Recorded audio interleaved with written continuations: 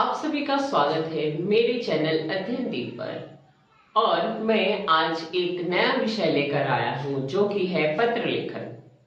यह वीडियो प्रारंभ करने से पहले मैं आपको इस वीडियो का लाइक एम बताता हूं, सिर्फ 10। तो मुझे पता है आप जल्दी से ये 10 लाइक कर देंगे और मेरे चैनल को सब्सक्राइब कर देंगे। तो मैं आगे बढ़ता हूं पत्र लेखन के साथ। पत्र लेखन आज नहीं, आज हमारे जनसंचार के बहुत सारे माध्यम बन गए हैं। आज हम अपने मित्रों के साथ, रिश्तेदारों के साथ, किसी के साथ भी बात करने के लिए हम फोन का प्रयोग करते हैं या फिर बहुत सारे अलग अलग साधन है, परंतु फोन ही जो है वो सबसे महत्वपूर्ण साधन के रूप में आज बना हुआ है। फोन की सहायता से हम एक देश से दूसरे देश में भी कुछ मिनटों के भीतर ही बात कर सकते हैं।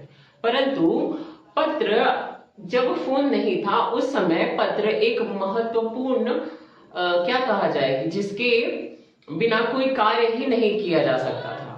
तो पत्र एक बहुत ही ज्यादा अनिवार्य चीज थी।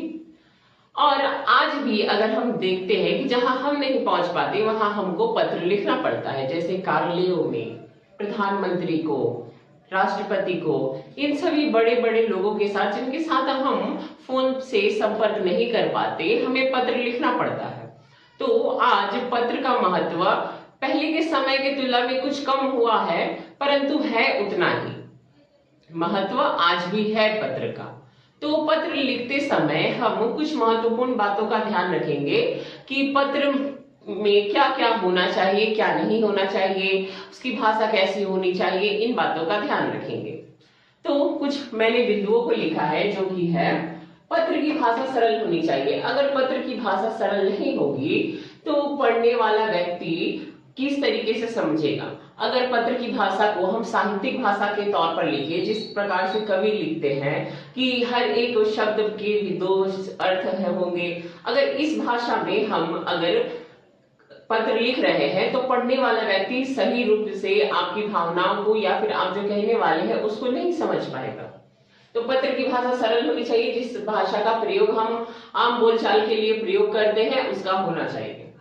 पत्र लिखते समय अपनी बातों को संक्षेप में कहना चाहिए। अब पत्र लिखते समय हम ये नहीं कह सकते कि हमारी जो जितना भी दुख है, तकलीफ है, वो हर एक बातों को, छोटी छोटी बातों को लिखते जाए और 10 पेज का एक पत्र बना के फिर दे। तो पढ़ने वाले व्यक्ति के पास जरूरी नहीं है कि उतना समय होगा। तो पत्र की जो भाषा है, पत्र की में जो आपकी बातें हैं वो कम शब्दों में होनी चाहिए। जो कहना है वो सीधे तौर पर कहना है और कम शब्दों में कहना है। पत्र में लिखने वाले का पता और दिनांक अवश्य होना चाहिए। पत्र के शुरू में सही संबोधन और अभिवादन का प्रयोग करना चाहिए।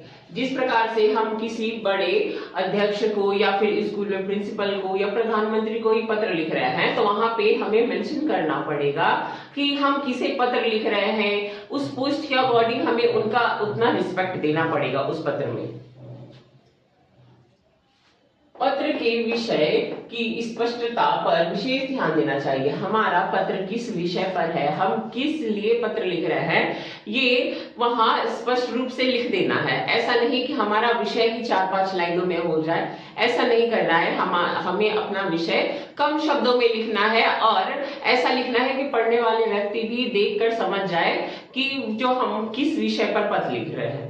कभी कभी ऐसा होता है कि पढ़ने वाले व्यक्ति के पास या पाठक के पास समय का अभाव होता है, जिसके कारण वो आपके विषय को ही पढ़कर वो समझ जाते हैं कि यह पत्र किस विषय में है।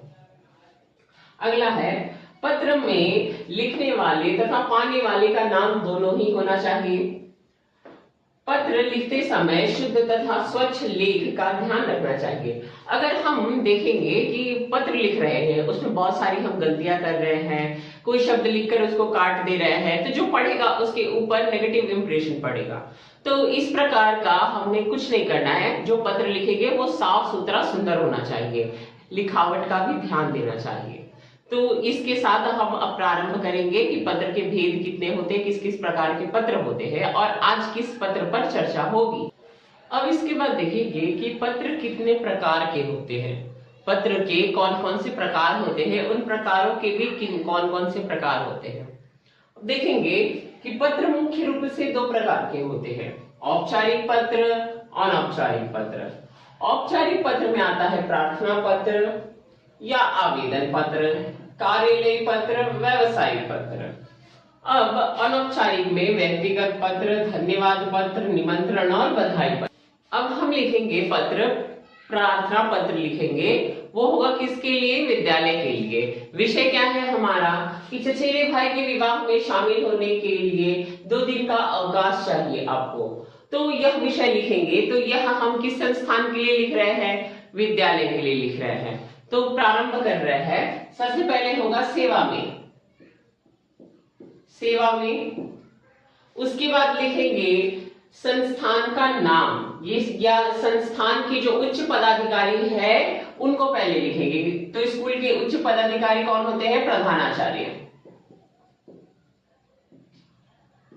प्रधानाचार्य या प्रधानाचार्य। अगर प्रिंसिपल सर है या मैम है, दोनों में से कोई एक को करेंगे। अब प्रधानाचार्य हो गया, उसके बाद ये कौन है? ये संस्थान के उच्च पदाधिकारी है, संस्थान के उच्च पदाधिकारी हैं। अब इनका नाम पता है तो नाम लिखेंगे, अगर नहीं पता है तो छोड़ देंगे।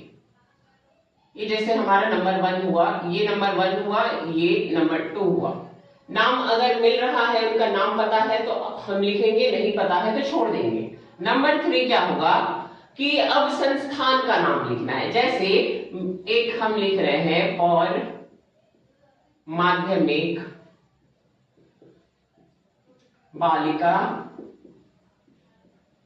विद्यालय, ये क्या है? ये संस्थान का नाम है।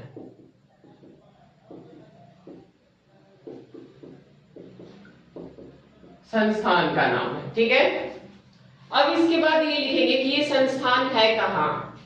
ये संस्थान है कोलकाता में, कोलकाता में, ठीक है। ये क्या है? उसके बाद शहर का नाम लिखेंगे, शहर से है आप या ये संस्थान।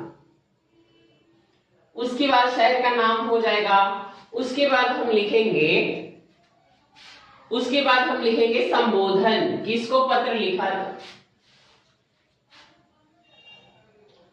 शहर का नाम हो गया। अब संबोधन कि पत्र किसको लिख रहे हैं। इसके बाद ये नंबर 4 और नंबर 5 होगा संबोधन कि किसको लिख रहे हैं, उसको संबोधित करते हुए कहेंगे। जो भी अब लिखना है इसके बाद पत्र का जो बॉडी कहा जाता है जिसे इंग्लिश में, तो वो किसको लिख रहे हैं, किसको संबोधित कर रहे हैं। तो महोदय,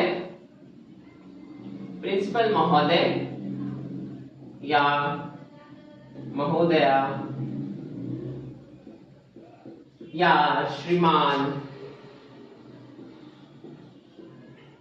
या श्रीमती,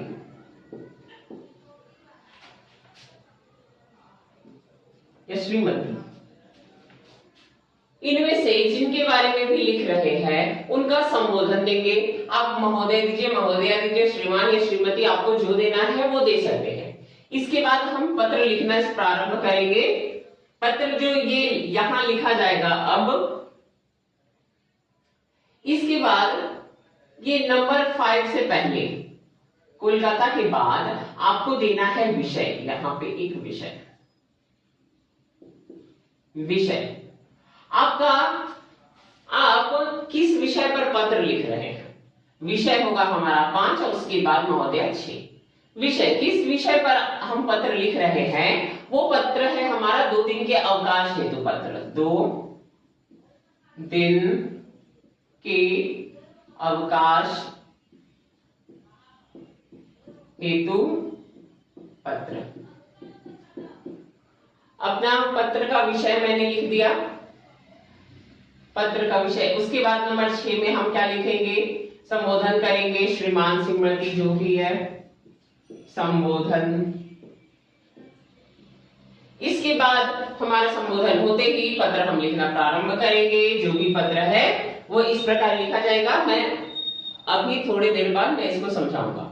अब पत्र प्रारंभ हो गया, अंत किस प्रकार होता है, क्योंकि सभी व्यक्तियों को पत्र किस प्रकार प्रारंभ होता है और अंत, इन्हीं दोनों विषयों पे संदेह होता है, समस्याएं होती है।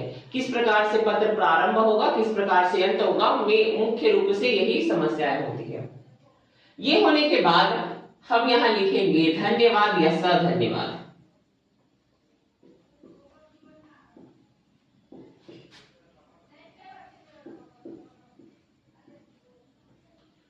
स्कूल में देख रहे हैं तो आपका आज्ञाकारी छात्र या छात्रा।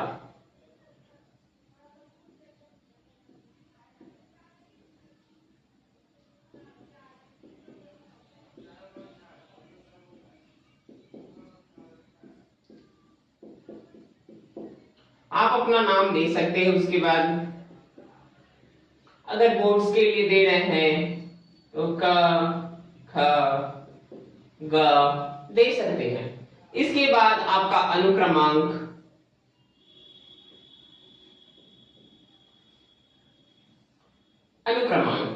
ये यहीं पे समाप्त होगा।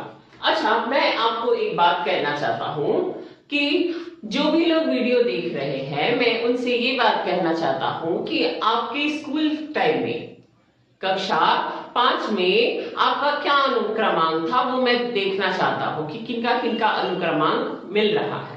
तो आप ये बातें थोड़ा सा कमेंट में डाल दीजिएगा। उसके बाद हम आगे, इसके बाद हम देखेंगे शिकायती पत्र का फॉर्मेट किस तरीके से होता है, किस प्रकार से शिकायती पत्र लिखे जाते हैं। शिकायती पत्र एक, जैसे हमने यहाँ एक शिकायत लिया है कि बिजली की अत्यधिक कटौती पर विद्युत अधिकारी को पत्र लिखना है, तो पहले किस प्रकार से होगा, सेवा में। फिर उसके बाद मैंने क्या बताया था कि संस्थान के उच्च पदाधिकारी को लिखना है, उच्च पदाधिकारी। संस्थान के उच्च पदाधिकारी कौन है, विद्युत विभाग को लिखना है तो विद्युत अधिकारी ही वहां के उच्च पदाधिकारी होंगे। संस्थान क्या होगा, विद्युत विभाग होगा।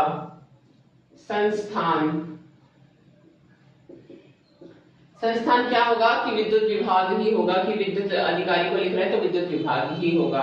फिर किस शहर से आप लिख रहे हैं, शहर का नाम। उसके बाद आपका विषय,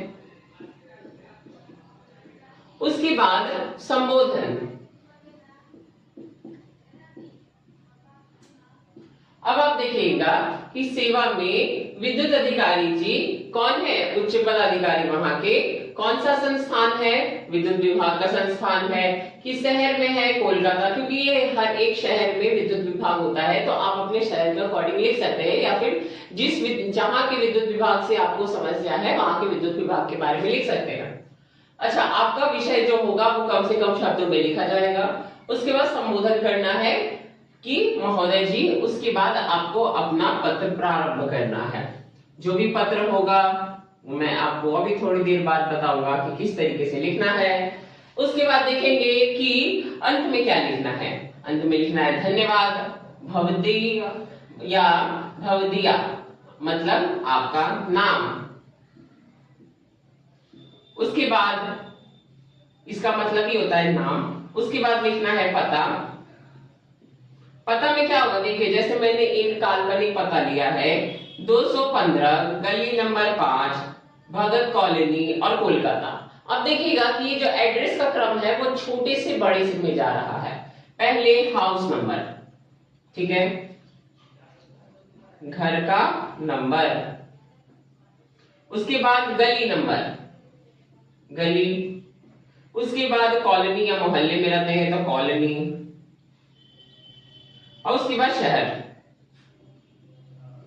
इस तरीके से हम लिख सकते हैं। तो ये हमारे शिकायती पत्र का भी फॉर्मेट हुआ इस प्रकार से। अब मान लीजिए कि आपको कहीं किसी कुछ लिखना है, या किसी न्यूज़पेपर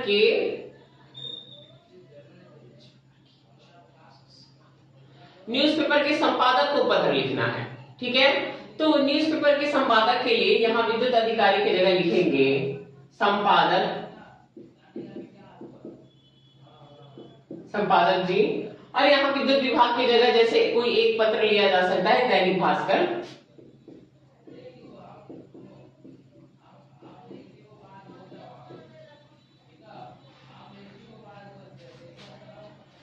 तो ये इस प्रकार से हम लिख सकते हैं। अब ये हमारा शिकायती पत्र के साथ साथ अगर हम किसी पत्र को भी पत्रकारिता के लिए भी ये पत्र अगर देना है, किसी पत्र संस्थान में भी देना है, तो ये इस प्रकार से दे सकते हैं। ये इसी प्रकार। अब देखेंगे हम अनौपचारिक पत्र या सगे संबंधियों को पत्र किस प्रकार से लिखा जाता है। जैसे देखेंगे कि जैसे हमने एक विषय लिख लिया है कि अपनी माता को पत्र लिखना है जिससे उनके स्वास्थ्य के बारे में पूछना है, तो ये काफी आसान होता है। इसमें पहले जो भेज रहा है उसका पता होना चाहिए। जैसे मैंने आपको बताया था, पत्र का जो पता होता है वो छोटे से बड़े क्रम में जाता है। पहले हाउस नंबर, फिर गली नंबर, फिर किस कॉलोनी में है, फिर कहां किस शहर में है, फिर उसके बाद प्राप्तकर्ता का पता होना चाहिए, वो भी सेम इसी तरीके से होगा। उसके बाद संबोधन करेंगे,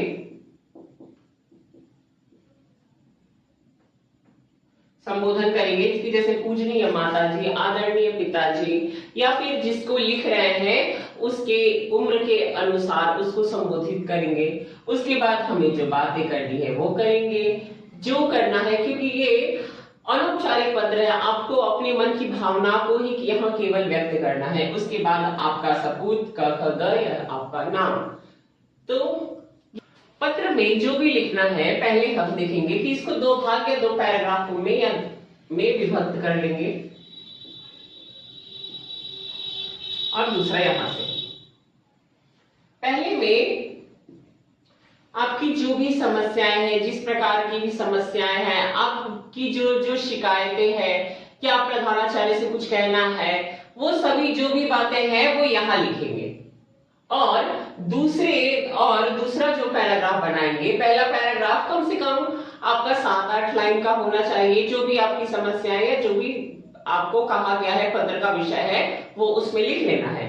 परंतु दूसरा हम पैराग्राफ बनाएंगे, इसमें जैसे कहते हैं ना कि अतः मैं आपसे निवेदन करता हूं कि मेरी ये समस्याएं दूर हो जाए, कि उनसे प्रार्थना करना है कि ये मेरी समस्याओं का हल हो जाए, वही इन दूसरे पैराग्राफ में लिखना है। दूसरा पैराग्राफ शायद ही 2, 3 या 4 लाइन का हो, इससे ज्यादा नहीं। पहला पैराग्राफ बड़ा होना चाहिए, दूसरा छोटा होना चाहिए, ये इतना ही काफी है। अब मैं आपको ये कहना चाहता हूं कि पत्र मैंने सब कुछ समझा दिया, परंतु जब तक आप इसका प्रयास नहीं करेंगे, घर पर नहीं लिखेंगे, तब तक आप इसमें परफेक्ट नहीं होंगे। तो घर पे तैयारी कीजिए और अच्छे से लिखिए। धन्यवाद। आप हमारे चैनल को लाइक कीजिए, सब्सक्राइब कीजिए। यहां तक पहुंच गए तो प्लीज लाइक कर दीजिए।